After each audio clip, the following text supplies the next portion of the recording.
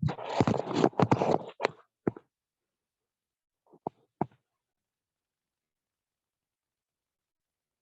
बुआ कुंती भगवान से यह दुख मांग रही है। दुख भी कोई मांगने की चीज होती है क्या भला? सब तो सुख की याचना करते हैं, हमें सुख दीजिए, हमें सुख दीजिए। परंतु बुआ यहाँ दुख मांग रही है, विपत्ति मांग रही है। अच्छा, तो आपकी दृष्टि में दुख क्या होता है? काम नहीं चल रहा, पैसे नहीं आ रहे, बहुत बड़ा दुख है महाराज, बहुत बड़ी समस्या है। शरीर बड़ा परेशान है, बीमारियों का घर बन गया, बड़ा दुख है। परंतु हमारे संत इसे विपत्ति से दुख समस्या मानते ही नहीं है, क्योंकि ये विपत्ति है ही नहीं। तो विपत्ति क्या है ये मैं बताती हूँ आपको। विपदो नेव विपदो संपदा, नेव संपदा विपद विस्मरणं विष्णो संपन्नं नारायणं स्मृति। विपत्ति विपत्ति नहीं और संपत्ति संपत्ति नहीं है। भगवान का विस्मरण हो जाना यानी भगवान को भूल जाना ही संसार का सबसे बड़ा दुख और सबसे बड़ी विपत्ति है। और भगवान का स्मरण बना रहे, उनकी याद बनी रहे, यही सबसे बड़ा संसार का सुख और संपत्ति है। तो बुआ कुंती यहाँ भगवान से दुख की ही विपत्ति की ही याचना कर रही है। अच्छा, तो अमीर कौन है आपकी दृष्टि में जो बहुत करोड़पति है, बहुत पैसे वाला है? हाँ, कभी किसी दुखी व्यक्ति की दुख की विडंबना को नहीं समझा, कभी किसी भूखे को एक समय का भोजन नहीं करा पाया, और ना कभी निवस्त्र को तन ढकने के लिए वस्त्र का दान किया, जबकि वो है करोड़पति। और एक आम आदमी जो झोपड़पट्टी में रहने वाला है, जो 2-2 रुपए कमाता है, रिक्शा चलाता है, और उसे भी लगता है उसे दान करना चाहिए, और वो किसी भूखे को भर पेट भोजन कराता है, किसी के दुख को अपना दुख समझ के से बांटने की कोशिश करता है। हाँ, किसी निवस्त्र को तन ढकने के लिए वस्त्र का दान कर देता है। तो आपकी दृष्टि में कौन अमीर और कौन गरीब हुआ?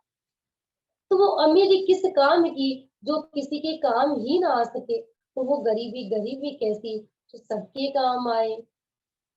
एक बार नदी ने तालाब से कहा, ए तालाब तुम बहुत छोटे हो, आ जाओ मुझे मिल जाओ, और मैं तुम्हें आज समुद्र से मिलाऊंगी, तुम इतने बड़े बन जाओगे जिसकी कोई सीमा ही नहीं है। तब तालाब ने हाथ जोड़कर कहा, नदी बहन तू है तो बहुत बड़ी और तेरी बात ठीक ही है, मैं तालाब से मिलकर बहुत बड़ा तो बन जाऊंगा, पर मैं बड़ा नहीं बनना चाहता। बोले क्यों? क्योंकि तालाब समुद्र है तो बहुत बड़ा, परंतु कभी किसी एक की प्यास नहीं बुझाई, और मैं बहुत छोटा हूँ पर रोज हजारों की प्यास बुझाता हूँ। इसीलिए ईश्वर हमें इतना बड़ा ना बनाए, ऐसा ना बनाए कि हम कुछ भी किसी को ना समझ पाए, किसी के दुख की विडंबना को ना समझे। ईश्वर हमें ऐसा बनाए कि हम सब कुछ समझ पाए, किसी के दुख को समझें। हमारे जीवन का लक्ष्य यही होना चाहिए कि हम किसी के काम आ सके। तो बुआ कुंती यहाँ भगवान से दुख की कामना कर रही है, और मैं तो कहती हूँ, आप सभी से यही प्रार्थना करती हूँ कि भगवान से ना सुख मांगा जाए और ना दुख मांगा जाए, और कह दिया जाए कि हे प्रभु, आप जो देना चाहो दे दो अपने हिसाब से। तो तेरे फूलों से भी प्यार, तेरे कांटों से भी प्यार, तू जो भी देना चाहे दे दे मेरे सरकार, तेरे फूलों से भी प्यार, तेरे कांटों से भी प्यार, तू जो भी देना चाहे दे दे मेरे करतार, तेरे फूलों से भी प्यार। तो सुख दे या दुख, चाहे खुशी दे या गम, ओ मालिक जैसे भी रखेगा वैसे रह लेंगे हम। चाहे खुशी भरा संसार या दे आंसुओं की धार, तू जो भी देना चाहे दे दे मेरे सरकार, तेरे फूलों से भी प्यार, तेरे कांटों से भी प्यार। और एक भक्त तो यही कहता है कि दुख भी में प्यारे, सुख भी हमें प्यारे, हे भगवान क्या छोड़ूं ये दोनों ही तुम्हारे। तो तेरी मर्जी में विधाता छुपा बड़ा राज है, दुनिया चाहे हमसे रूठे तू ना होना नाराज, तुझे बंधन है बारी बार हमको कर ले तू स्वीकार, तू जो भी देना चाहे दे दे मेरे सरकार, तेरे फूलों से भी प्यार, तेरे कांटों से भी प्यार। तो प्रभु हमें वो कभी नहीं देते जो हमें प्रिय है, जो हमें अच्छा लगता है। भगवान हमें वो देते हैं जो हमारे लिए उनको अच्छा लगता है कि हमें आगे हमारे लिए क्या अच्छा होगा। तो वो हमको दोनों पसंद तेरी धूप और छाव दाता, किसी भी दिशा में ले चल जिंदगी की नाव, हो चाहे हमें लगा दे पार या डूबा दे मझधार, तू जो भी देना चाहे दे दे मेरे सरकार, तेरे फूलों से भी प्यार, तेरे कांटों से भी प्यार। कन्हैया हमें समझ नहीं आता कि क्या सही और क्या गलत है, इसलिए आप सोचिए हमें आप क्या देना पसंद करेंगे। हाँ तो जिंदगी की डोर सू हाथ दीनानाथ के, महलों में रखे चाहे।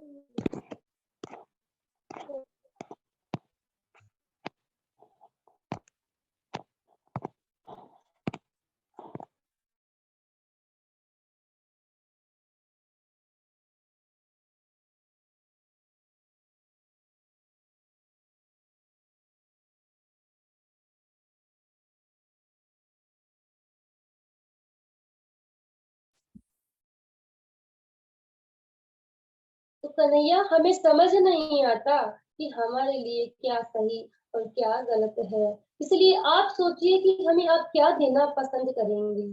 तो जिंदगी की डोर तू हाथ दीनानाथ के, महलों में राखे चाहे झोपड़ी में वास दे, कि कन्हैया चाहे महलों में रख या झोपड़ी में। कुंती बुआ कहती है कन्हैया यद दुख आए तो आप भी आए, यद दुख नहीं आता तो आप भी नहीं आते, इसलिए बुआ भगवान से दुख मांगती है।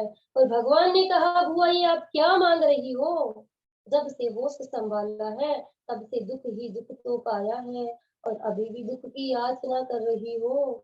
तो कुंती बुआ कहती है कि कन्हैया क्या बताएं, जब भरी सभा विच द्रौपदी की लज्जा लुटी जा रही, उनका अपमान हो रहा था, तब द्रौपदी ने आपको ही पुकारा था ना, पुकारा था कि नहीं, बोले हाँ। बोला आप आए थे कि नहीं, बोले आए थे ना। अच्छा तो द्रौपदी ने बुलाने में देर करी या कन्हैया ने आने में देर करी? द्रौपदी ने देर लगा दी बुलाने में, परंतु कन्हैया ने देर ना करी बिल्कुल भी आने में। हाँ तो द्रौपदी ने पहले किसे बुलाया? द्रौपदी माँ को भी बड़ा अहंकार था ना। और हाँ जिस महिला का पति इतना शक्तिशाली और बलशाली हो तो अहंकार तो हो ही जाता है। और जिस महिला का पति भीमसेन जैसा इतना बलशाली, हाँ इतना 1000 हाथियों का बल रखने वाला, एक हाथ के बल किसी को उठाकर पटक दे हाथ पैर टूट जाए, बड़ा अहंकार था। और उनका अहंकार तो नष्ट करना ही था ना। तब भरी सभा बीच दुशासन ने बाल पकड़कर द्रौपदी माँ को घसीट कर पटका। तब द्रौपदी माँ ने कहा अरे मूर्ख तू नहीं जानता मैं किसकी पत्नी हूँ? दुशासन ने कहा अच्छा तो बताओ। बोले मैं गांधीधारी की पत्नी हूँ, गांधीधारी की पत्नी। अभी देखना तुझे धूल चटाएगा, तो बुलाओ तेरे गांधीधारी कहाँ है। तब द्रौपदी ने पुकारा भीम तुम बैठे बैठे देख रहे हो और यहाँ तुम्हारी पत्नी का अपमान हो रहा है। तो भीम जी ने गर्दन झुका ली। बोले अर्जुन, अर्जुन ने भी गर्दन झुका ली। युधिष्ठिर आप तो धर्म की मूर्ति हो और आप बैठे बैठे देख रहे हो। युधिष्ठिर जी ने भी गर्दन झुका ली। नकुल सहदेव कोई नहीं। हाँ, जब कोई नहीं आया तो द्रौपदी माँ को बड़ा जैसे धक्का लगा अंदर से कि मेरे पति और सुन नहीं रहे। तो चलो छोड़ो, आगे पितामह भीष्म गुरु द्रोणाचार्य, कोई नहीं। और जब कोई नहीं आया तो द्रौपदी माँ की इस चर्चा ने सिद्ध कर दिया कि उनका अहंकार टूट गया। हाँ, और यही हमारी भी आदत है, हम भी ऐसा ही करते हैं बिल्कुल। हमें भी अपने परिवार और धन दौलत का बड़ा ही अहंकार होता है ना, कि हमारे पास क्या किसी से कम है, परंतु ये सब काम नहीं आने वाले। और द्रौपदी माँ की चर्चा ने सिद्ध कर दिया, जब कोई नहीं आया तो उस कन्हैया की याद आई, उस कन्हैया को याद किया। और कन्हैया पे भरोसा तो था द्रौपदी को, परंतु बिल्कुल हमारी तरह जब हम भी किसी परेशानी या परिस्थिति में फंसे हुए होते हैं तो हम भी सबको बुला लेते हैं, और जब कोई नहीं आता तब कन्हैया उस भगवान की गुहार लगाते हैं। और जब आधी से ज्यादा साड़ी उतर चुकी तब द्रौपदी माँ ने उससे बुलाया, कहाँ जा छिपे हो प्यारे कन्हैया, तेरी द्रौपदी लाज लुटी जा रही है, कहाँ जा छिपे हो प्यारे कन्हैया, यहाँ लाज मेरी लुटी जा रही है। दुशासन के हाथों तेरी द्रौपदी की सभा बीच साड़ी खींचे जा रही।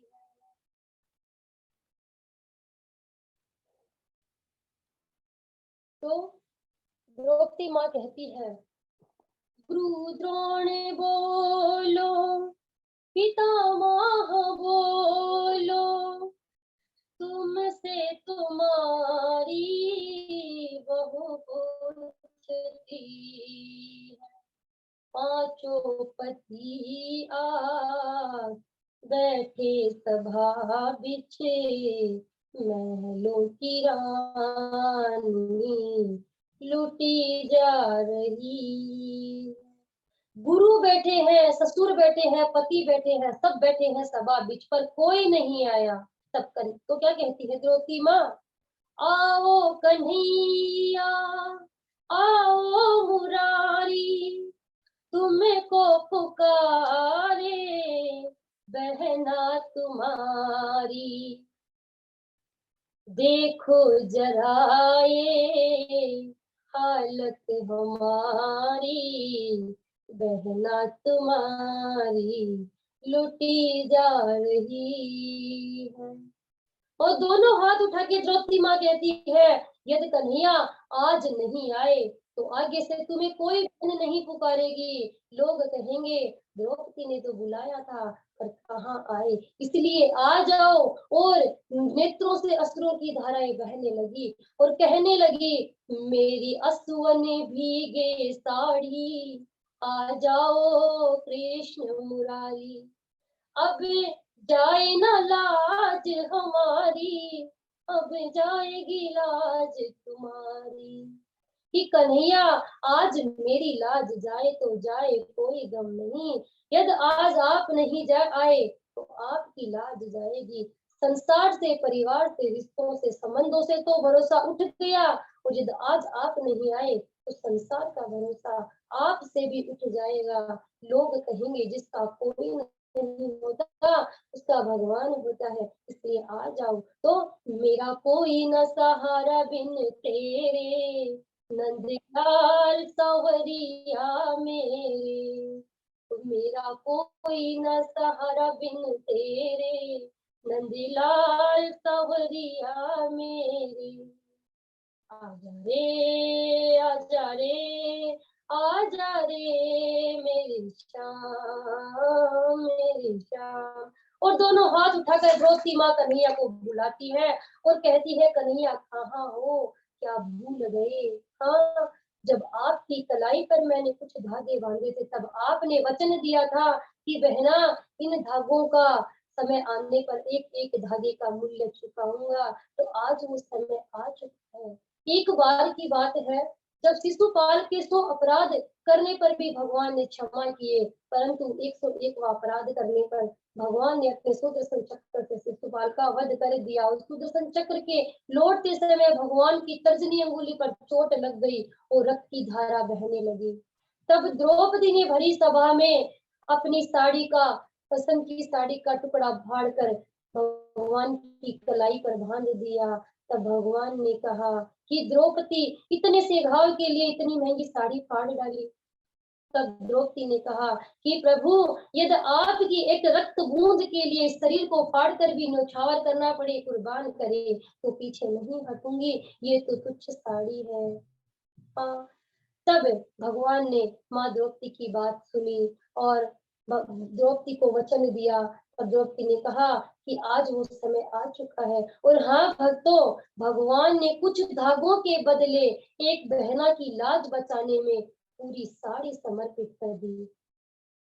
और दुशासन साड़ी खींचता गया और साड़ी का ढेर लगता गया, चीर भरता गया। दुशासन ने कहा कि साड़ी बिच नारी है कि नारी बिच साड़ी है, कि साड़ी ही की नारी है कि नारी है कि साड़ी है। तब माँ द्रौपदी ने कहा, अरे मूर्ख, तू नहीं जानता और ना तू समझेगा, ना साड़ी बिच नारी है, ना नारी बिच साड़ी है, ना साड़ी ही की नारी है, ये तो मेरे श्याम वृंदावन बिहारी है, जो चीर बनकर खींचा जा रहा है। और बोलिए वृंदावन बिहारी लाल की जय, बोलिए वक्त वत्सल भगवान की जय। अब यहाँ भक्ति रक्षा के लिए भगवान ने वस्त्र का रूप धारण करके चीर बन के भरते गए। तो इसलिए बुआ कुंती ने कहा कि प्रभु, जब द्रौपदी पे विपत्ति आई तो आप आए, और जब मुझ पे भी विपत्ति आई तो आप सदैव आए, इसलिए मैं तो आपसे विपत्ति ही मांगती हूँ। और कहने लगी, ऐसे सुख को पत्थर पड़े जो नाम हृदय से जाए, बलिहारी वा दुख की जो पल पल नाम जपाए।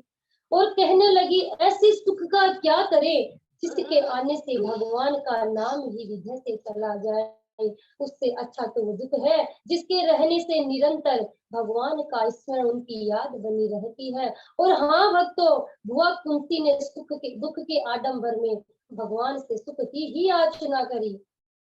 कैसे कि बुआ कुंती ने कहा, यदि दुख रहा तो भगवान आएंगे, और भगवान आएंगे तो उनके दर्शन होंगे जो कि संसार में मुक्त कराने वाले हैं, और भगवान का स्मरण, उनका दर्शन हो जाए, इससे बड़ा संसार का कोई सुख नहीं है। इसलिए बुआ कुंती की ऐसी स्तुति से भगवान का हृदय गदगद हो गया, और भगवान ने बुआ कुंती को अविचल भक्ति का आशीर्वाद दिया, और कुछ दिन उनकी प्रसन्नता के लिए हस्तिनापुर में ही रुक गए। तो एक दिन भगवान ने महाराज युधिष्ठिर को एकांत में रोते हुए देखा और कहने लगे कि महाराज, आप तो सार्वभौम सम्राट हैं, तो समूची पृथ्वी पर आपका ही आधिपत्य है। समूची पृथ्वी पर आपकी का आधिपत्य है, तो आपकी दुख की विडंबना क्या है? अरे इसको लेके जाओ।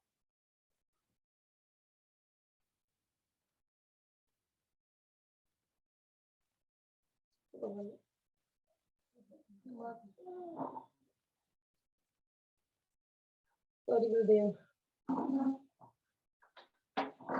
तो महाराज युधिष्ठिर को एकांत में रोते हुए देखा, तो भगवान ने कहा कि समूची पृथ्वी पर आपका आधिपत्य है और सार्वभौम सम्राट है, तो आपकी दुख का चिंतन क्या है? आप इतने चिंतित क्यों हैं महाराज?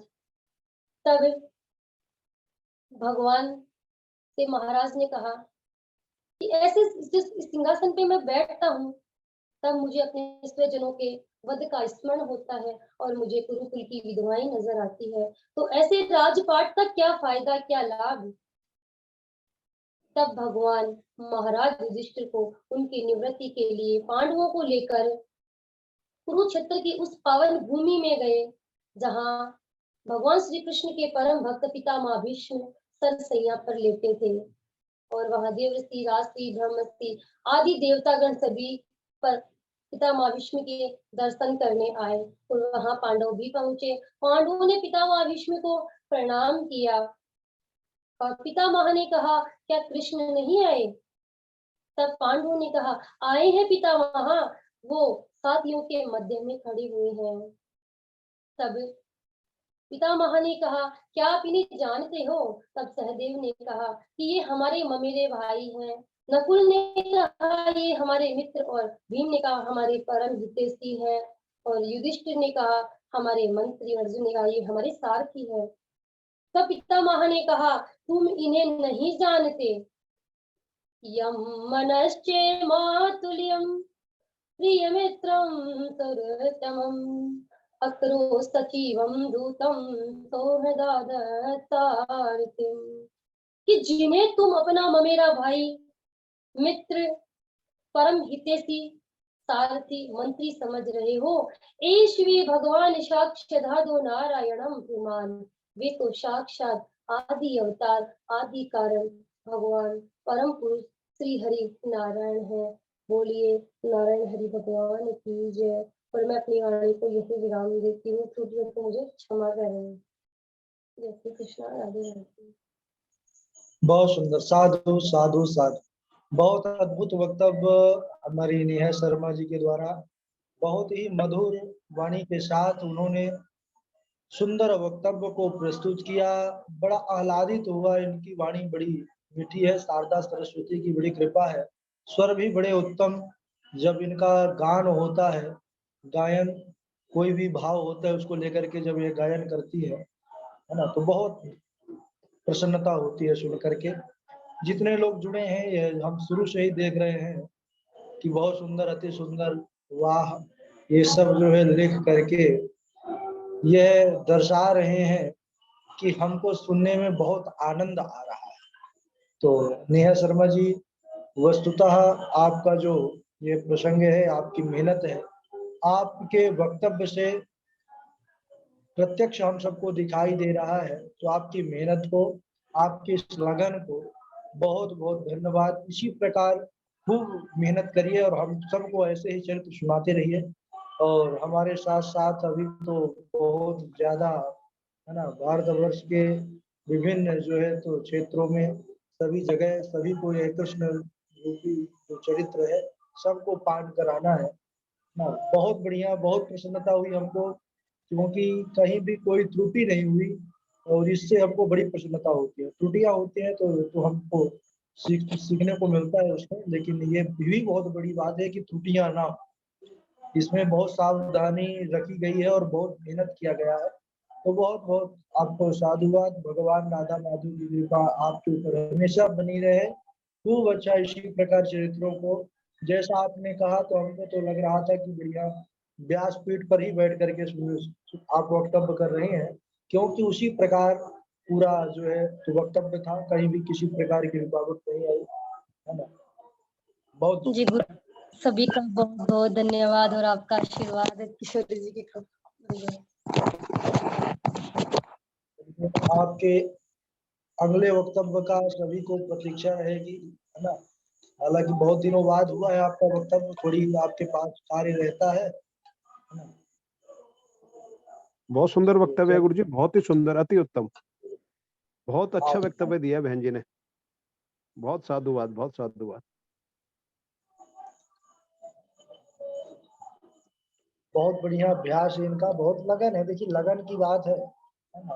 थोड़ा सा लगन के साथ परिश्रम भी आवश्यक है ना। लगन बस से कार्य नहीं चलता है, परिश्रम भी तो करना पड़ेगा। लगन यानी कि हम चाहते तो बहुत है कि कथावाचक बन जाएं, लेकिन अब परिश्रम नहीं करेंगे, घंटों बैठ करके उसको पढ़ेंगे नहीं, देखेंगे नहीं, तो बात नहीं बनेगी। और इनके पास लगन के साथ परिश्रम है, इसीलिए इनका वक्तव्य बहुत बढ़िया है। और सभी आप लोग इसी प्रकार करें इनके जैसे ही, ठीक है। और है भी बहुत लोगों का, कुछ लोगों की जो कमियां हैं उसको एक दूसरे से सीखें और सुधार करें। इसीलिए एक पद्धति है सबके साथ मिल करके पढ़ने की। ठीक है, बहुत बहुत साधुवाद आप।